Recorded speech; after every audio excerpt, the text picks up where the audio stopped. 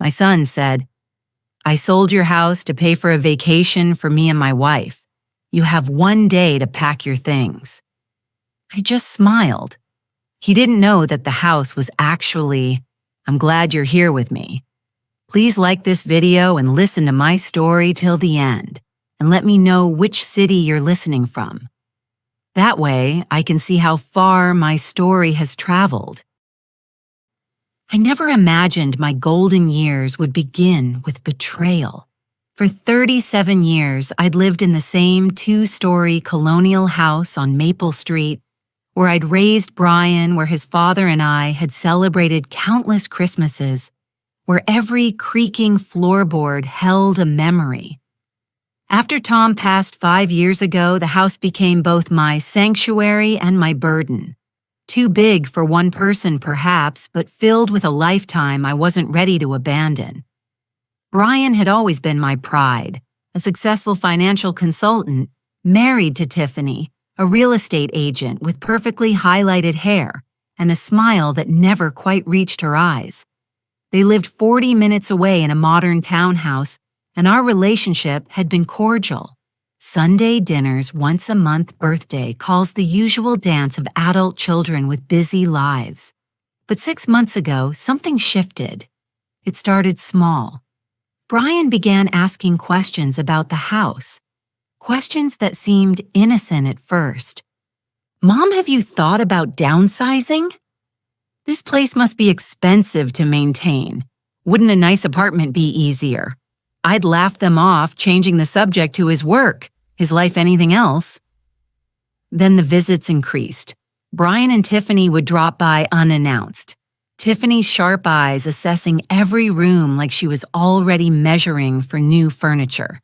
She'd comment on the outdated kitchen, the inefficient heating system, how much the property taxes must cost. I felt scrutinized in my own home like a specimen under glass. "We're just worried about you, Margaret," Tiffany would say, her voice dripping with false concern. "A woman your age, all alone in this big house. What if you fall? What if something happens?" I was 68, not 90. I still gardened, drove myself to book club, volunteered at the library twice a week. But they spoke to me like I was already senile, already helpless. The phone calls became more frequent too. Brian would call late at night, his voice tight with what he called concern. Had I considered a reverse mortgage? Had I updated my will? Did I have a health air proxy? Questions that felt less like care and more like inventory. Then came that Tuesday afternoon in October. I was in my garden deadheading the last of the autumn roses when I heard the car pull up. Brian's silver sedan. He climbed out alone. No Tiffany this time. And I felt something cold settle in my stomach at the expression on his face. Not concern, not worry, something harder, something final. "Mom, we need to talk."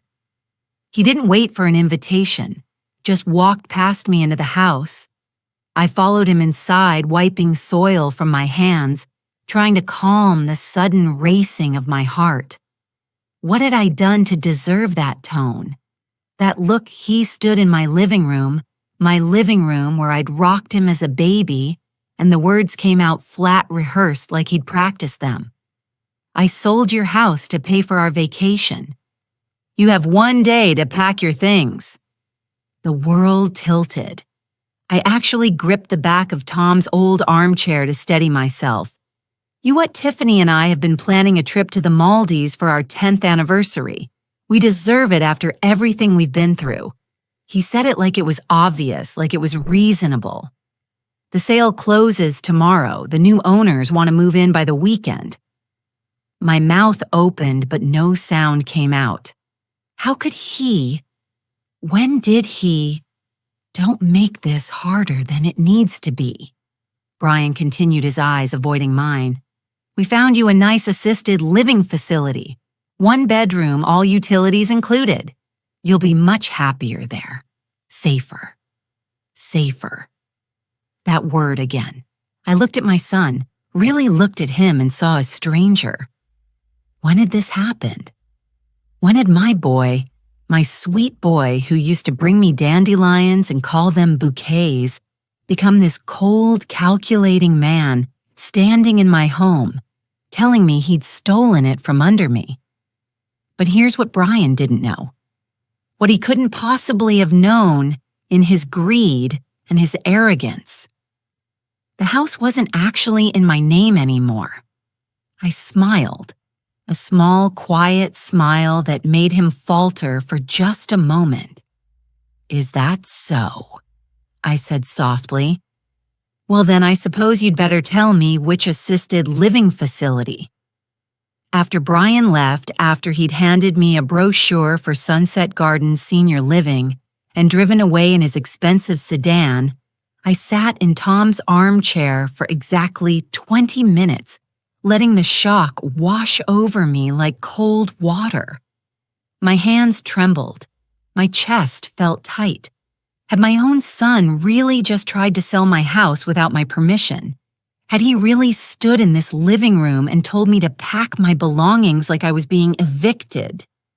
The audacity of it was almost impressive. I forced myself to breathe slowly to think clearly. Panic wouldn't help me now. I needed to understand what had actually happened, what Brian thought he'd done. Because one thing was certain, he believed he'd succeeded. He'd walked out of here confident, almost smug. I pulled out my laptop. Yes, I owned a laptop despite what my son seemed to think about my technological capabilities, and began searching for property records. It took me 40 minutes and 3 phone calls, but I finally reached someone at the county clerk's office who could access the information. "Ma'am, according to our records, 247 Maple Street is held in a living trust. The Sanderson Family Trust established in 2021. You're listed as the trustee." I thanked her and hung up a grim smile touching my lips. Of course, Tom and I had set up the trust 3 years before he died, following our estate attorney's advice. The house wasn't in my name. It was in the trust's name, with me as the controlling trustee and Brian as the beneficiary upon my death. Brian couldn't sell it without my signature, without my consent, but he tried anyway. Had he forged documents? Had he lied to a buyer? Or was this all an elaborate bluff to frighten me into signing the house over? I needed to know more. I needed evidence.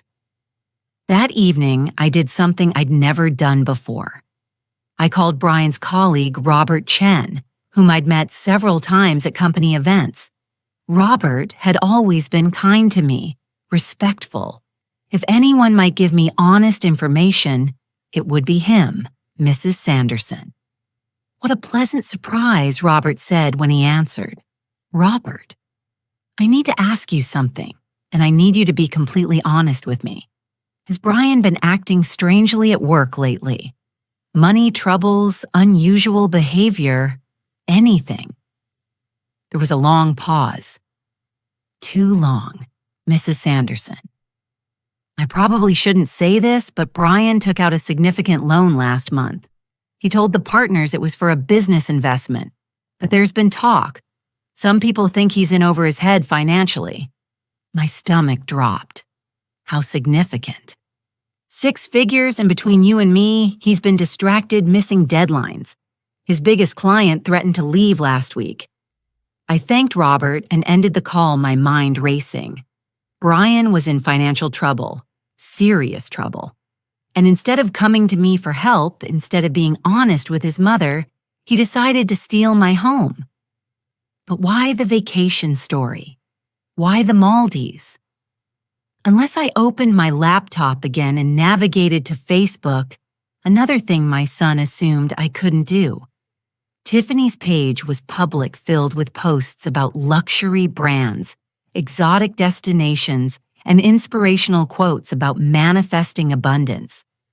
I scrolled back through the last 6 months and found what I was looking for. Dozens of posts about their upcoming dream vacation photos, of resort brochures, countdowns to their anniversary trip. They'd been planning this for months. They'd been posting about it, bragging about it, building expectations with their friends and social media followers. And now they needed money to make it happen. My money, my house. I sat back, feeling something cold and hard crystallize in my chest. This wasn't just about financial desperation. This was about image, about keeping up appearances, about Tiffany's perfect Instagram life. They decided my home, my security, my memories were worth less than their vacation photos. That's when the plan began to form. I wouldn't run. I wouldn't hide. I wouldn't move into some assisted living facility while they sipped cocktails on a beach paid for with my stolen equity. No, I would do something else entirely. I would let them think they'd won. I would play the confused, helpless old woman they clearly believed I was. And while they were busy congratulating themselves, I would gather every piece of evidence I needed to prove what they tried to do. And then I would make sure they faced real consequences. I picked up my phone and dialed a number I'd hoped I'd never need. Sarah Morrison, the toughest estate attorney in 3 counties, and Tom's former law school roommate. Sarah, I said when she answered, I need your help. My son just tried to steal my house. Sarah Morrison arrived at my house the next morning at 9 sharp, carrying a leather briefcase and an expression that meant business. I'd known Sarah for over 40 years, since she and Tom studied together at Georgetown. She'd built a reputation as someone who didn't lose cases, especially when family members tried to exploit the elderly. Tell me everything, she said, settling into the same armchair where Brian had delivered his ultimatum. Just 24 hours earlier, I walked her through it all. Brian's increasingly intrusive questions, Tiffany's assessments of my property, the late-night phone calls, and finally the bombshell announcement about selling the house. Sarah took notes, her jaw tightening with each detail. Do you have any documentation, texts, emails, recordings? I shook my head. It all happened so fast. But Sarah, here's the thing. He can't actually sell the house, can he? It's in the trust, not without your signature as trustee. No. Which means either he's forged documents or he's bluffing to pressure you into signing. She pulled out her laptop. Let me make some calls. If he's filed anything with the county, we'll know. While Sarah worked, I made coffee and tried to steady my nerves. What would Brian do when he realized I hadn't packed, that I hadn't left? He'd said the sale closed today. Would he show up with moving trucks with the supposed new owners? My phone buzzed. A text from Brian. Mom, have you started packing? The movers will be there at 3 p.m. My hands shook as I showed Sarah the message. Don't respond yet, she advised. Let's see if movers actually show up. If they do, I'll handle it. At 2:45 p.m., a white moving van pulled up to my curb. 2 men climbed out checking a clipboard. I watched from my window as they approached my front door. Sarah stood beside me, phone already recording. Let them knock. Don't open the door. The knock came. 3 sharp raps. I stood frozen, my heart hammering. Mrs. Anderson, we're here from Reliable Movers. Your son Brian hired us to help with your relocation. Sarah opened the door, her attorney face firmly in place. Good afternoon, gentlemen. I'm Sarah Morrison, Mrs. Sanderson's legal counsel. Can I see your work order? The men exchanged confused glances. The older one handed over a sheet of paper. Sarah examined it carefully, then looked up with steel in her eyes. This work order was placed by Brian Sanderson, but he has no legal authority to initiate a move from this property. The house is held in a trust with Margaret Sanderson as the sole trustee. I'm afraid you've been hired under false pretenses. But Mr. Sanderson said his mother agreed to move.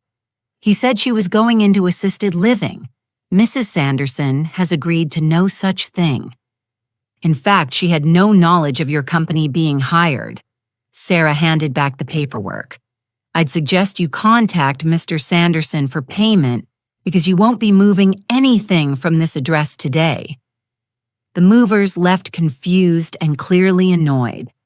As their van pulled away, another car arrived. Brian's sedan with Tiffany in the passenger seat. I watched my son climb out of the car, his face already red with anger. He must have gotten a call from the moving company.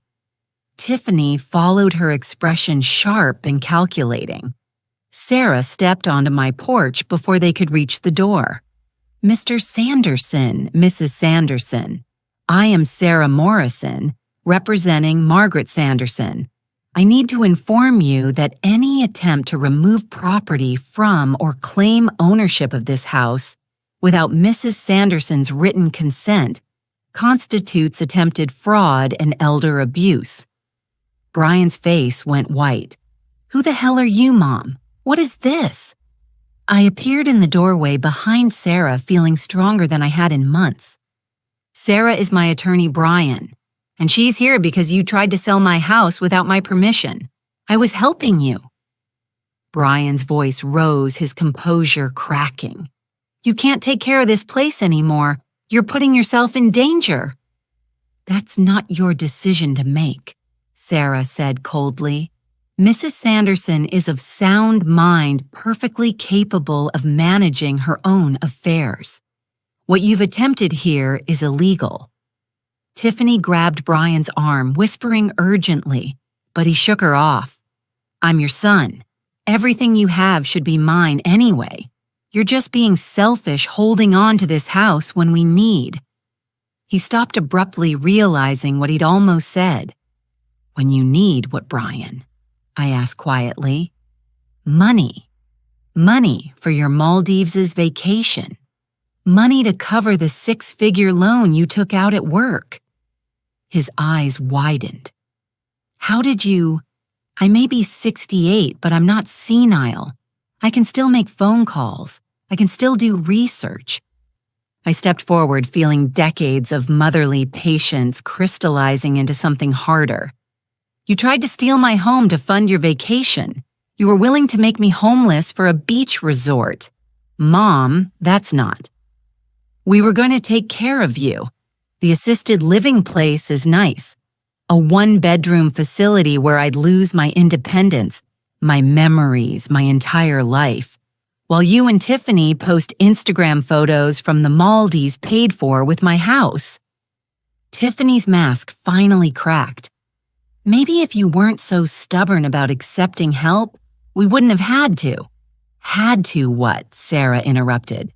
Commit elder fraud.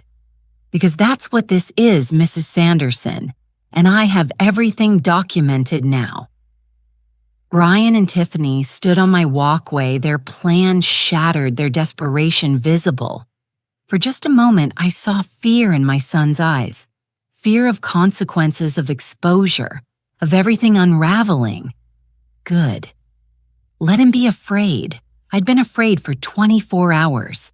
Now it was his turn. Sarah's plan was simple, but thorough. Document everything. File a formal complaint with the state's Adult Protective Services and initiate a cease and desist order, preventing Brian from making any claims about my property or well-being. But first, we needed concrete proof of his attempted fraud. The moving company will provide testimony, Sarah explained over coffee the next morning. But we need to establish his motive. The financial records would help. I had an idea where to find those records. For years, I'd been the co-signer on Brian's first credit card from when he was in college. He'd never closed that account, probably forgot it existed. And as a co-signer, I had legal access to the statements. 3 days later, the documents arrived. My dining room table became a war room covered with bank statements, credit card bills, loan applications. The picture they painted was devastating. Brian and Tiffany were drowning in debt. Designer clothes, luxury cars, that expensive townhouse, all financed on credit. The six-figure loan Robert had mentioned was just the latest in a series of desperate attempts to maintain their lifestyle. And they're buried in the credit card statements, a $47,000 payment to Tropical Dreams Luxury Resorts Maldives package. They'd already paid for the vacation, money they didn't have, money they desperately needed to recoup, my money. I was photographing the evidence when my doorbell rang. Through the window, I saw Brian's car, and behind it, a vehicle I didn't recognize. A man in a suit stood beside Brian on my porch. Sarah, who'd become a permanent fixture in my guest room, answered the door. "Mrs. Morrison." Brian said, his voice tight and controlled. "This is my attorney, James Kirkland. We're here to discuss a resolution." I joined Sarah at the door, keeping my expression neutral. Brian's eyes met mine, and I saw something ugly there. Not remorse, not shame, but resentment. As if I were the one in the wrong for defending myself. "Mr. Kirkland," Sarah said coolly, "I wasn't aware Mr. Sanderson had retained counsel." As of yesterday, the attorney replied, "He was young, probably fresh out of law school with a nervous energy that suggested he'd taken this case without fully understanding it. My client would like to propose a compromise that would benefit everyone involved." "I'm listening," Sarah said, though her tone suggested otherwise. "Mr. Sanderson recognizes there may have been some miscommunication about the property transfer. However, he maintains that his mother is unable to safely maintain the house alone. He's proposing a joint ownership arrangement where he would handle all maintenance and financial decisions while Mrs. Sanderson retains residency." I actually laughed. A short, bitter sound. "So I get to live here while Brian controls everything, makes all the decisions. And what happens when he decides to sell anyway, Mom? I'm trying to help." "You tried to make me homeless, Brian." My voice rose despite my intention to stay calm. "You hired movers without my knowledge. You told them I'd agreed to leave. You've been lying for months." Kirkland cleared his throat. "Mrs. Sanderson, with all due respect, my client is concerned about your judgment. This resistance to reasonable help suggests what Sarah's voice cut like a knife, that a competent 68-year-old woman who gardens volunteers, maintains her own home, and manages her own finances is somehow incompetent because she won't let her son steal her property. Nobody is stealing anything," Brian snapped. "I'm your only child, Mom. This house will be mine eventually anyway. I'm just trying to help you transition to assisted living. I don't need so you can access my home equity for your vacation." I pulled out my phone and showed him a photo of his credit card statement. The Maldives payment clearly visible. "I know about the resort, Brian. I know about all of it." The color drained from his face. Tiffany, who'd been waiting in the car, must have sensed trouble because she suddenly appeared behind the attorneys. Her expression panicked. "You've been spying on us," Brian's voice shook with rage. "Going through our private financial records? Records I'm legally entitled to access as a co-signer. Records that show exactly why you need money so desperately." Kirkland's professional demeanor cracked. "Mr. Sanderson, you didn't mention. It's not relevant." Tiffany interrupted, her voice shrill. "Margaret, if you loved your son, you'd want to help him. You'd want him to be happy. That house is too much for you anyway. Everyone can see that. We're your family, your only family. Are you really going to choose some lawyer over your own son?" The manipulation was so transparent, so calculated, that I felt something cold settle over me. "I'm choosing myself," I said quietly, "something I should have done months ago." Brian stepped forward, his face twisted with anger. "You stubborn old woman, you're going to regret this. We'll prove you're incompetent. We'll get guardianship. We'll..." You'll what Sarah's voice was dangerously soft. Threaten a senior citizen in front of witnesses. Add that to the attempted fraud charges, Kirkland grabbed Brian's arm. Mr. Sanderson, I strongly advise you to stop talking.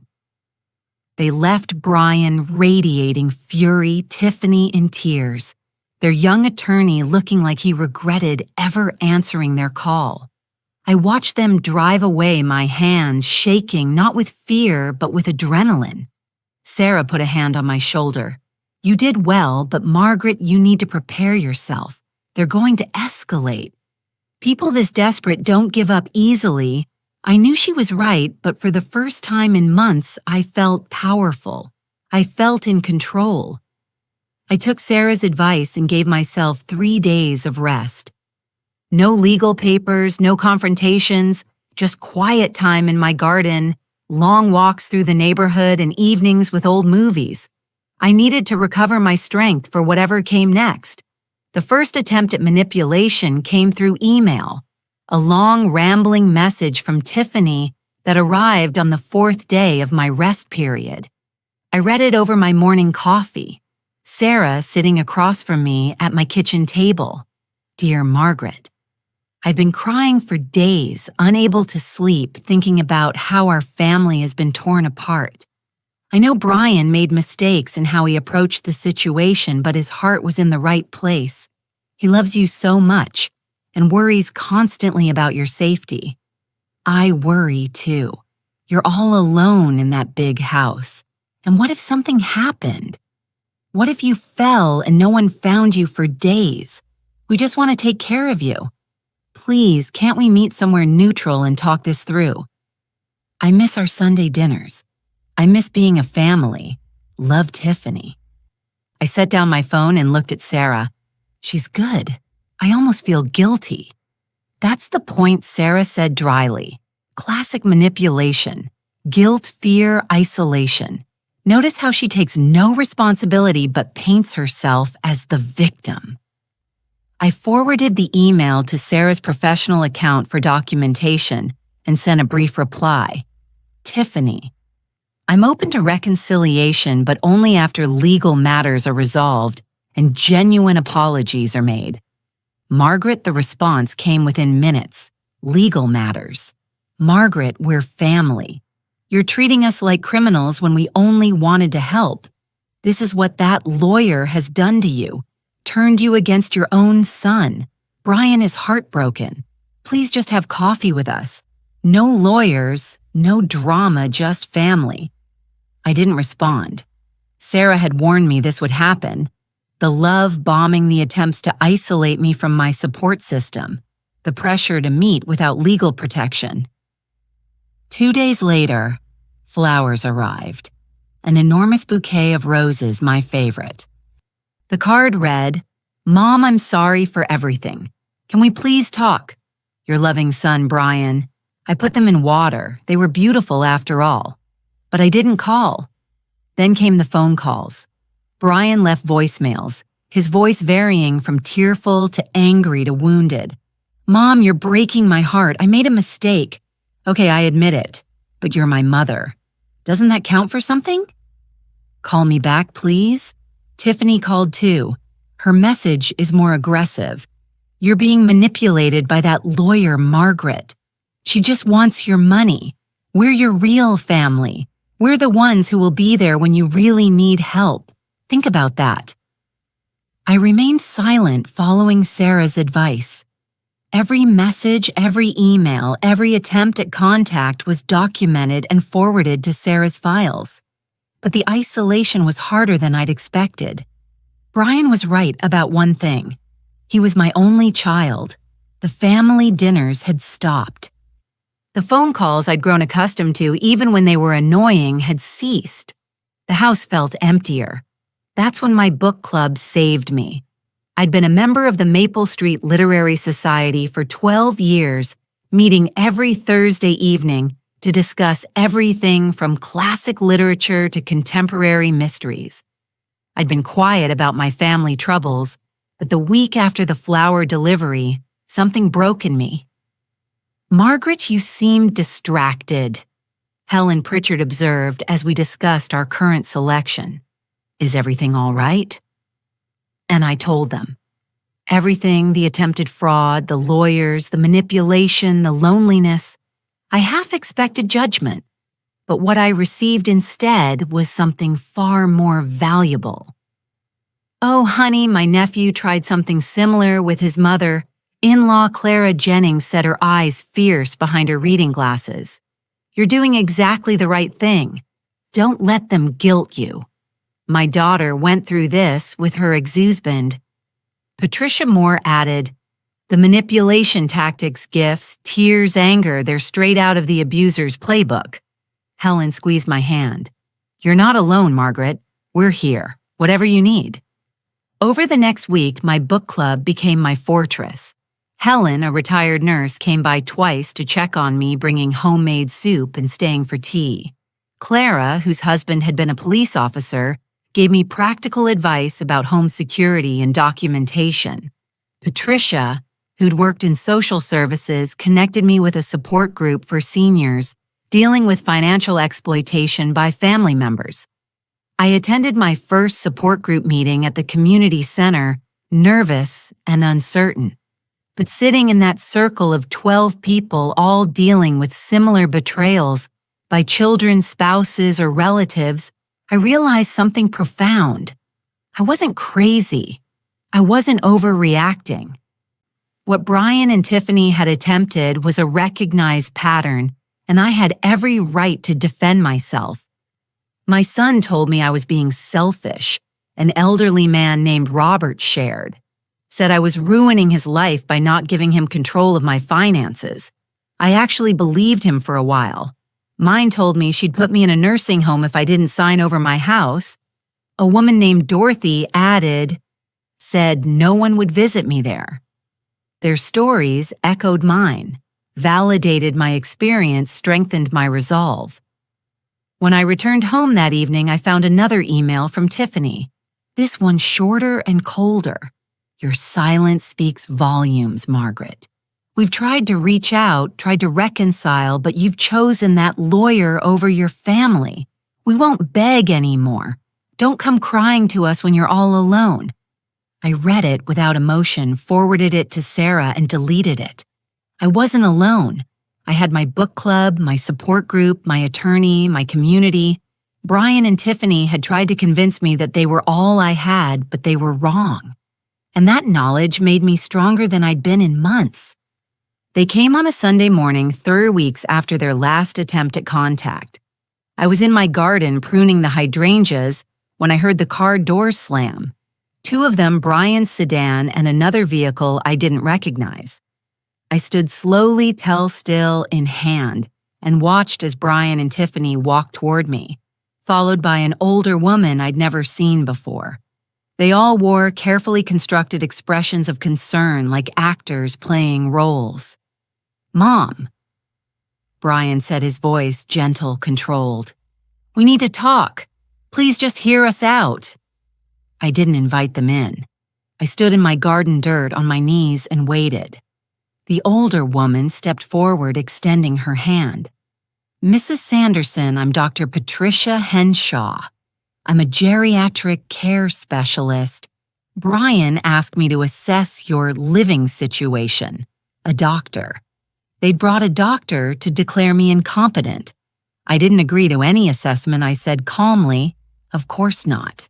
'And you don't have to,' Dr. Henshaw said smoothly. But as a medical professional, I can tell you that many seniors don't realize when they need help. The signs can be subtle. Forgetting to pay bills, neglecting home maintenance, isolation from family. I pay all my bills on time. My home is well maintained, and I'm not isolated." I looked directly at Brian. I'm surrounded by people who actually care about my well-being. Tiffany's mask cracked slightly.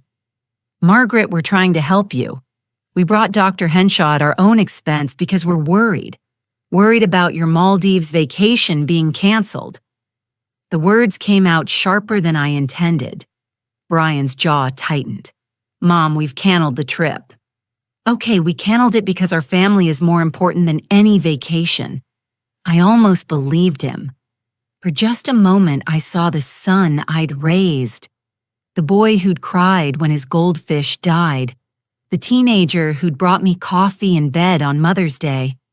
But then I caught Tiffany's expression, a flash of resentment quickly hidden. And I knew it was a lie. Show me the cancellation confirmation. I said, what if you canceled the trip? Show me the email, the refund proof. Brian's face reened. I can't believe after everything you still don't trust us. You tried to sell my house without my permission, Brian. You hired movers to evict me. You've lied repeatedly. Why should I trust you? Dr. Henshaw cleared her throat. Mrs. Anderson, this kind of paranoia and suspicion is actually quite common in seniors experiencing cognitive decline. The inability to trust family members, the belief that loved ones are out to get you. These are red flags. The manipulation was so smooth, so professional. I felt a chill run down my spine. This woman was a real doctor giving me a real diagnosis based on manufactured symptoms. If I weren't careful, this could be used against me in court. I appreciate your concern, Dr. Henshaw, but I'm not experiencing cognitive decline. I'm experiencing attempted financial exploitation by my son. I pulled out my phone. Would you like to see the documented evidence, the moving company work order, the credit card statements, showing the paid vacation? The doctor's professional smile faltered. You've turned our mother against us, Tiffany said, her voice rising. With your lawyers and your accusations and your paranoia, we're trying to build a relationship here, trying to be a family, and you're treating us like criminals. You committed a crime, I said quietly. We made a mistake, Brian shouted, his control finally breaking completely. A mistake. People make mistakes, Mom, but instead of forgiving us, instead of being a real mother, you're acting like we're monsters. We needed help. We were desperate. And you're sitting on hundreds of thousands of dollars in equity while your only son is drowning. There it was, the real Brian, finally visible beneath the concerned son performance. So it's my fault you're in debt, I asked. My fault you chose to live beyond your means. My fault you paid for a vacation you couldn't afford. You're supposed to help your children. Tiffany shrieked. That's what parents do. They sacrifice, they give. But you're just a selfish old woman clinging to a house you don't even need. The venom in her voice was startling, but I stood my ground. Get off my property, I said calmly. All of you now. Dr. Henshaw looked between us, clearly regretting her involvement. Perhaps we should. We're leaving. Brian said, his voice cold and hard. But Mom, you need to understand something. We tried to do this the nice way. We tried to help you, to take care of you, to be patient with your stubbornness. But you've made your choice. You've chosen lawyers and strangers over your own family, and you'll regret it. Tiffany added, her eyes glittering with tears of rage. When you're all alone, when you need help, and there's no one there, you'll remember this moment. You'll remember that we tried. They turned and walked away, Dr. Henshaw hurrying after them, clearly uncomfortable. I watched them drive off my hands, shaking, not with fear, but with anger. I walked back into my house and called Sarah immediately.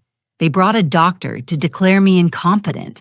I told her my voice steady despite the adrenaline, but I stood my ground. I didn't let them in. I didn't engage beyond what was necessary, good Sarah said. Margaret, they're getting desperate, which means we're winning. But it also means they might do something drastic. I want you to consider installing security cameras. Already done, I said, surprising myself with how prepared I felt. Helen's son-in-law installed them last week. I have footage of the entire encounter. Sarah laughed a sound of pure approval.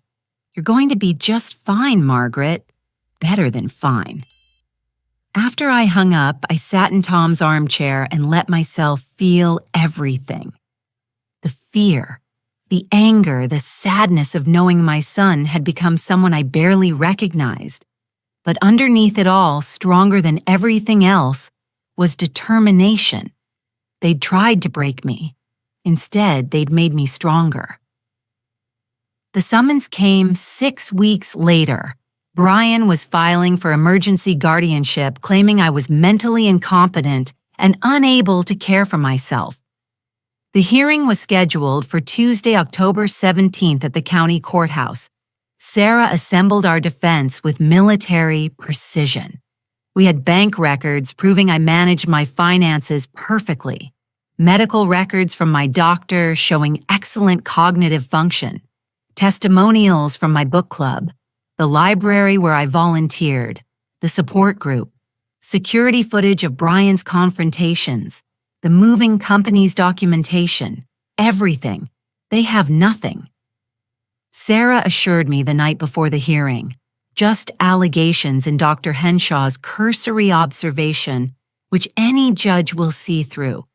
But Margaret, be prepared. Brian will say terrible things. Tiffany will cry. They'll paint you as a tragic figure who can't see her own decline. I know I said, and I did. I'd spent 6 weeks preparing for this moment. The courtroom was smaller than I'd imagined, fluorescent lit and institutional.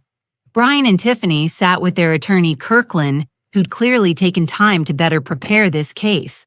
They'd also brought Dr. Henshaw and 2 other people I didn't recognize, character witnesses probably. Judge Patricia Carmichael entered a Black woman in her 50s with sharp eyes and no-nonsense demeanor. She reviewed the petition silently, then looked up. "Mr. Kirkland, this is a petition for emergency guardianship of Margaret Sanderson, age 68, filed by her son, Brian Sanderson. Please present your case." Kirkland stood his performance polished now. "Your Honor, Mr. Sanderson seeks guardianship of his mother out of deep concern for her well-being. Mrs. Sanderson is living alone in a large house she can no longer maintain. She's become increasingly paranoid, accusing family members of fraud, refusing reasonable help, isolating herself from loved ones. Dr. Henshaw will testify to observed signs of cognitive decline." Dr. Henshaw was called first. She described our garden encounter, carefully framing my reasonable questions as suspicion and paranoia, my documented evidence as obsessive record-keeping, my defense of my property as inability to accept necessary help. Then came the character witnesses. Brian's colleague, who testified that Brian was devoted to his mother and worried sick about her. Tiffany's sister, who claimed I'd changed in recent months, becoming hostile and irrational. Finally, Brian himself took the stand. "Mr. Sanderson, please describe your relationship with your mother," Kirkland prompted. Brian's performance was masterful. He spoke softly, emotionally, painting a picture of a devoted son watching his beloved mother deteriorate. He described the house too big for her to manage the isolation. She barely leaves home anymore, the refusal of help. She won't even discuss downsizing. And the incident with the moving company, Kirkland asked. "I made a mistake," Brian said, his voice breaking slightly. "I was so worried about her safety. I thought if I could just show her how much easier life could be in a smaller place, I shouldn't have acted without her explicit consent. I see that now. But it came from love, Your Honor. Pure love and concern. No mention of the Maldies, no mention of his death, no mention of his real motives." Then it was Sarah's turn. "Mr. Sanderson, you testified that you acted out of concern for your mother's safety. Is that correct?" "Yes, and yet you hired movers without informing her. Isn't that right?" "As I said, it was a mistake." a mistake that coincided with a $47,000 payment to a luxury resort in the Maldives. The courtroom went silent. Brian's face palled. We had a trip planned, but a trip you still have planned, correct. Your attorney stated you canceled it, but you're actually just postponed the dates, haven't you? That's not. Sarah produced the evidence. Prints of Tiffany's recent social media posts made just 2 weeks ago showing up countdown posts for their rescheduled dream vacation. Screenshots of resort confirmation emails, credit card statements showing payment plans. Your Honor. Sarah continued, this isn't about concern for Mrs. Sanderson's well-being. This is about financial desperation. Mr. Sanderson is in significant debt. She presented the loan documents and attempted to access his mother's home equity to fund his lifestyle. She called me to the stand next. I spoke clearly, calmly, walking through my daily routine, my volunteer work, my book club, my financial management, my garden, my friendships. I presented my medical records, my clean bill of health from my doctor. I showed my bank statements, every bill paid on time savings intact. Mrs. Sanderson Sarah asked, why do you believe your son filed for guardianship? I looked directly at Brian, at his pale, trapped face, because I refused to let him steal my home to pay for his vacation, because I wouldn't be bullied into giving up my independence, because I stood up for myself. The judge called for a recess. 20 minutes later, she returned with her decision. I've reviewed all evidence presented, Judge Carmichael said, her voice cutting, and I find no merit whatsoever in this petition. Mrs. Sanderson is clearly competent, financially stable, and living independently without issue. This appears to be exactly what Mrs. Morrison suggested, an attempt to access assets under the guise of concern. She looked at Brian with barely concealed disgust. Mr. Sanderson filing frivolous guardianship petitions wastes court resources and constitutes a form of elder abuse. I'm denying your petition and ordering you to pay Mrs. Sanderson's legal fees. Additionally, I'm referring this case to Adult Protective Services for investigation into possible financial exploitation. Brian's face crumpled. Tiffany burst into tears, real tears this time of defeat and fury. Court is adjourned. I walked out of that courthouse with my head high, Sarah beside me, my freedom and dignity intact. I'd won. The Adult Protective Services investigation moved swiftly. Within 2 weeks, a caseworker named Linda Martinez contacted me asking to review all documentation related to Brian's actions. I handed over everything. The security footage, the emails, the bank records, the moving company statements, the court transcripts. Mrs. Sanderson, Linda said after reviewing the materials, her expression grave. What your son attempted constitutes financial exploitation and attempted fraud. We're opening a formal case. You should also know that his employer has been notified. It's standard procedure in cases involving fiduciary misconduct by financial professionals. I hadn't expected that, his employer. When someone in a position of financial trust demonstrates this kind of behavior toward vulnerable family members, their employer needs to know. It speaks to character and judgment. The dominoes began to fall faster than I'd anticipated. Brian's firm placed him on administrative leave pending their own investigation. When the partners discovered he'd taken a loan under false pretenses and attempted to defraud his own mother, they made the decision quickly. Termination for cause effective immediately. No severance, no references. Tiffany's real estate license came under scrutiny next. The state board investigated whether she'd been involved in the fraudulent property transaction. While they didn't find enough evidence to revoke her license, her brokerage quietly let her go. In real estate, reputation is everything, and the whispers about attempted elder fraud spread quickly through the professional community. The Maldives trip, already postponed twice, was finally canceled not by choice, but by necessity. The resort refused a refund, keeping their $47,000 as per the cancellation policy. But the final blow came from an unexpected source. I received a call from Brian's mortgage company. Their payment was 60 days overdue. Apparently, Brian had been using credit cards to make mortgage payments, a house of cards that had finally collapsed. The bank was initiating foreclosure proceedings on their townhouse. I should have felt satisfied. I should have felt vindicated. Instead, I felt something more complicated.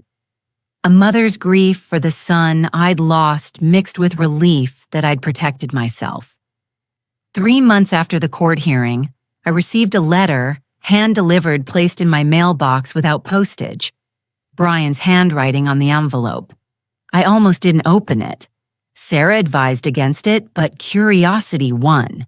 Mom, we lost everything. The house, our jobs, our friends, our reputation.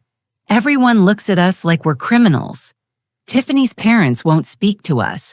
We're living in a rental apartment, barely making ends meet. I know you think I deserve this. Maybe I do, but I need you to understand. I never meant to hurt you. I was desperate, drowning, and I made terrible choices. I'm not asking for forgiveness. I'm not asking for money. I just need you to know that I'm sorry. I'm sorry for all of it. Brian, I read it twice, then filed it with the rest of the documentation. Sarah called me that evening with news. Margaret Brian's attorney contacted me. They want to negotiate a settlement. Brian will sign away any future claim to your estate, won't contest your will, and will agree to supervise visitation only in exchange for you not pursuing further legal action. What further legal action? You could sue for damages, emotional distress, legal fees, beyond what the judge ordered, attempted fraud. You'd likely win. I thought about it for exactly 3 seconds. Draw up the agreement, I said, but I want one more condition. Brian must complete a financial counseling program and provide proof of completion. If he's going to rebuild his life, he needs to learn to live within his means. That's very generous, Margaret. It's not generosity. It's making sure this never happens again. The agreement was signed 2 weeks later. Brian and Tiffany forfeited all claims to my property, agreed to supervise contact, only which I had no intention of initiating, and Brian enrolled in a court-mandated financial counseling program. I had my lawyer update my will. The house would go to charity upon my death, specifically to an organization supporting seniors facing financial abuse by family members. Brian would receive nothing. He'd already proven what he'd do with it. The day the papers were finalized, I stood in my garden and felt the weight of 6 months of stress finally lift. My home was mine. My freedom was mine. My life was mine. Brian had gambled everything on his plan to control me, to access my assets, to fund his unsustainable lifestyle, and he'd lost completely. There would be no reconciliation, no tearful reunion, no redemption arc. Some betrayals are too deep, some trust too shattered. He was my son, and I'd always loved the boy he'd been. But the man he'd become, that man, was a stranger, and I was finally free of him. Life after the settlement was sweeter than I'd imagined. The house that Brian had tried to steal became my sanctuary in a whole new way. I'd fought for it, defended it, and now every room felt like a victory. I threw myself into the renovations I'd been putting off: new kitchen cabinets, updated bathrooms, a beautiful sunroom addition where I could read and watch the garden year-round. I used my savings, my money earned and saved over decades, to make the house truly mine again. The book club expanded. We started meeting twice a month instead of once, and I hosted regularly, filling my dining room with laughter, wine, and spirited debates about literature. Helen, Clara, and Patricia became more than friends. They became family, the kind that actually showed up, that cared without agenda. I took on more volunteer work at the library, eventually becoming the coordinator for their senior literacy program, teaching older adults to use computers to navigate the internet to protect themselves from scams, including financial exploitation by family members. I told my story anonymously at first, then openly as I grew more comfortable. The sessions filled up quickly. Apparently, my experience wasn't as rare as I'd hoped. The support group where I'd found such solace asked me to speak at their annual fundraiser. Standing at that podium, looking out at hundreds of faces, I told the truth. Your children, your spouses, your relatives, they don't own you. They don't own your assets. And love doesn't mean letting yourself be exploited. You have the right to protect yourself, even from family, especially from family. The standing ovation lasted 3 minutes. I started dating again, something I hadn't done since Tom died. Nothing serious, just coffee dates and theater outings with a retired professor named David, who made me laugh and never once asked about my finances or my property. It felt good to be wanted for myself, not for what I owned. My garden flourished. I joined the local horticultural society, won second place for my hydrangeas, and started teaching weekend workshops on sustainable gardening. The house that Brian thought was too much for me became a hub of activity and joy. Meanwhile, the updates about Brian and Tiffany filtered through occasionally, usually through mutual acquaintances who thought I should know. They'd lost the townhouse to foreclosure as expected, moved into a small rental apartment in a cheaper part of town. Tiffany took a job as an administrative assistant, a humiliating step down from her real estate career, but necessary. Brian found work eventually, but nothing in finance. No firm would touch him after the investigation. He was selling insurance, now making a fraction of his former salary. Tiffany's social media, once filled with luxury branding and vacation countdowns, went dark. Then reappeared with a new tone. Inspirational quotes about resilience, vague posts about lessons learned photos, carefully cropped to hide their modest circumstances. The comments from former friends had dried up. The likes were sparse. I heard through Clara, whose daughter worked at the community college, that they'd filed for bankruptcy. The debt had become unmanageable without their inflated incomes. The court-mandated financial counseling couldn't undo years of reckless spending overnight.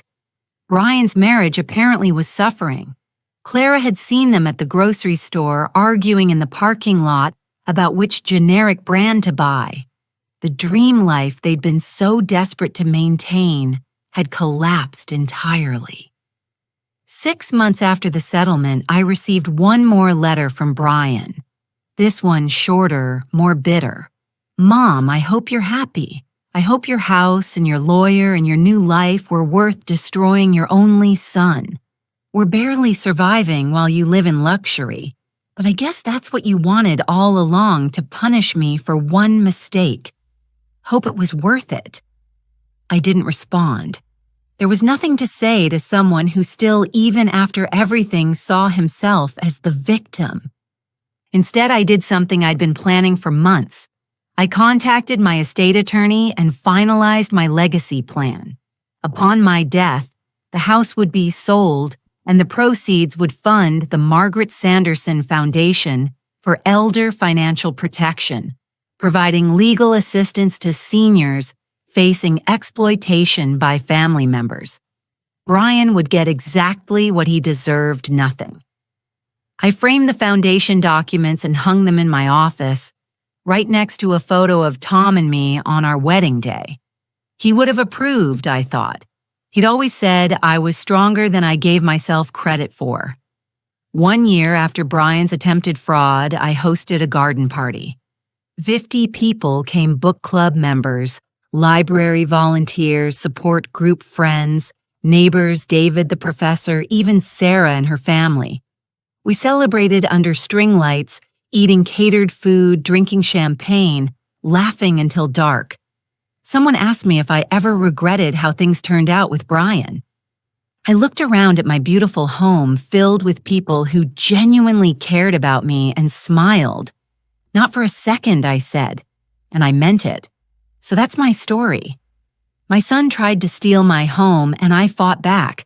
Some people think I was too harsh, that families should forgive anything. Others say I should have been even tougher. What would you have done if your own child betrayed you like that?